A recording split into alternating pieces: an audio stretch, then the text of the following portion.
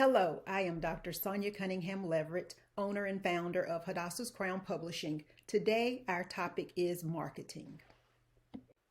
Today, let's talk about marketing. There is so much to be said, so I am going to try to touch the surfaces of some of the key issues when it comes to marketing. First of all, you want to have the very best book that you possibly can with the attractive cover. Everything about the book must be in great condition. The editing, the proofreading, everything should be in place before you try to market your book. When you're planning your launch or planning for the success of your book, it requires you to really think many months in advance and be very be calculating in how you actually release your book. So, what are your goals? Do you plan to make money? Are you trying to get your message out? Are you trying to get speaking engagements? Are you trying to prove that you're an expert in a certain field? Knowing your goals and then knowing your target audience are going to be key factors in your marketing plan. Also, do you have a budget? How much are you able to spend? Because we know that any business that really is a successful business or profits, there is money that's required to help you become successful. So your cover on your book and your blurb are very key so that your target audience is able to find the book that they need to read or that applies to them. So let's say your book is a children's book. Then, of course, you're going to want to market to daycares and schools, after-school programs, summer camps, places where children are, and that's where you're going to go to speak, and you're going to go to book fairs that aren't for adult readers but for children as well. So everything that you do is going to be centered around children and what they enjoy. What are you going to have on your table that attracts them and that brings them over? Are you going to wear a costume, for example? Children love eye-catching, fun things that just cause them to gravitate, for example, to you and to your book. So just always make sure that you keep it fun. So what are the vehicles that you will use to get your message out? For example, are you on social media? There are successful audiences or successful authors who are not on social media. However, if you're on social media, you have to sometimes narrow your approach. For example, there are so many platforms right now, it's very difficult to keep current content and to post every single day on every one of those platforms. So you may just figure out the ones that work best for you and for your audience. And there are software programs like Hootsuite that you can use. For example, on Sunday night, you can have your posts lined up for the entire week already on most of the social media outlets, and they will be scheduled and they will do, the post for you automatically. So that's something to think about, just to work a little smarter and not necessarily harder. Do you have access to being on a radio show, a TV show? Can you get featured in a newspaper, maybe your local newspaper? Your neighbors may have no clue that you're writing books. Also, your alumni association from a college or university that you graduated from, your high school graduation class. Perhaps you were in the military. You would want to reach out to, people who know you and say, this is my new book, this is why it's relevant, and this is who it's for. Can you help me get it out? Speaking engagements and visits. Do you always get paid for visits? No, you don't. But it's good to go because, for example, let's say you speak to little Johnny's class, and in 3 weeks, little Johnny's sister is having a birthday party, and little Johnny takes home your bookmark and they say, well, we want to buy books for every child who comes to the birthday party, and that was a great author who was at his school the other week. Let's get those books. So that's just one example of how your name can be shared around based on the goodwill that you do. Do you know influencers or endorsers who can help get your message out? Perhaps you know someone who has a Twitter following of 100,000 people. If they just give you a shout out, that would be amazing. But always keep in mind that whenever people do things like that for you, it's good for you to be able to do something for them in return as well. And sometimes that softens the ask.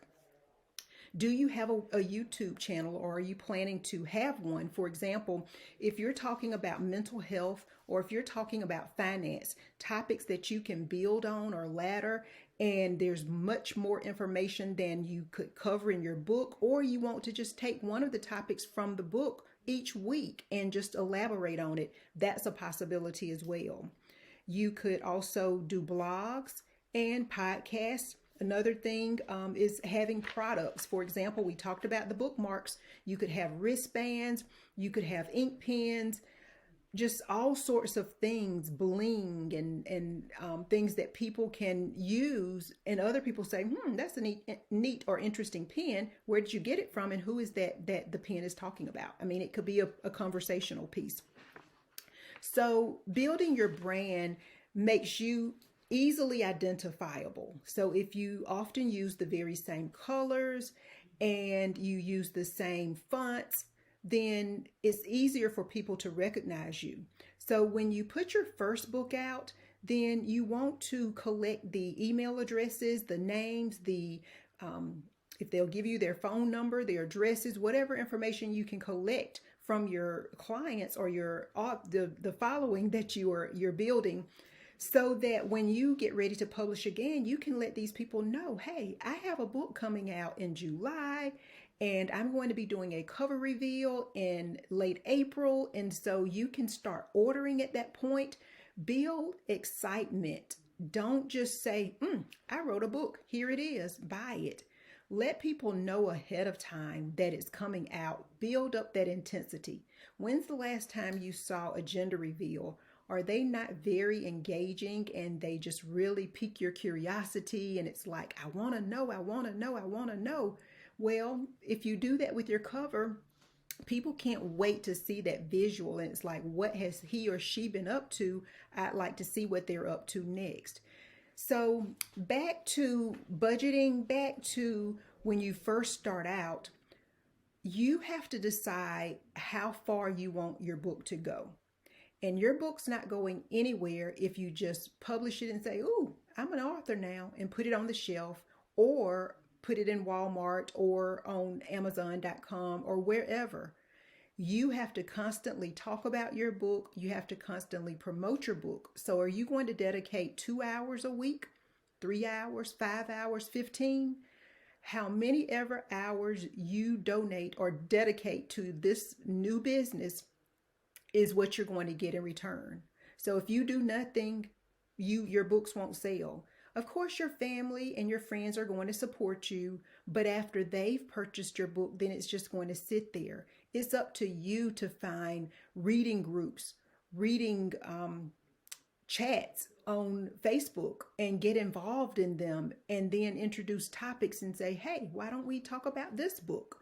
There's still book clubs in this day and time, so you can research and find them. There are homeschool associations who often will accept or like books that are by independent or hybrid published authors. And so those are some vehicles. Do you know barbers? Do you know hairstylists? Is it possible to say, would you be willing to put 5 or 10 books of mine in your salon just to see how they do? And always make it, attractive for them. They need to get something out of the deal because you're using their space that they're paying for. And so you want to give them something. A lot of places want to buy your books wholesale and then of course sell them retail. And then often too, they do the thrift store percentage where they get 40%, you get 60%. So just try to make it fair and look out for other people. Don't think that it's okay to just pocket all of the money, but work with people and promote them as well. Make it a win-win for everybody who's involved in the situation. So a good marketing plan takes lots of time. It takes lots of efforts up front. It takes careful planning. And so these are just some ideas. There are tons and bazillions and gazillions more out there.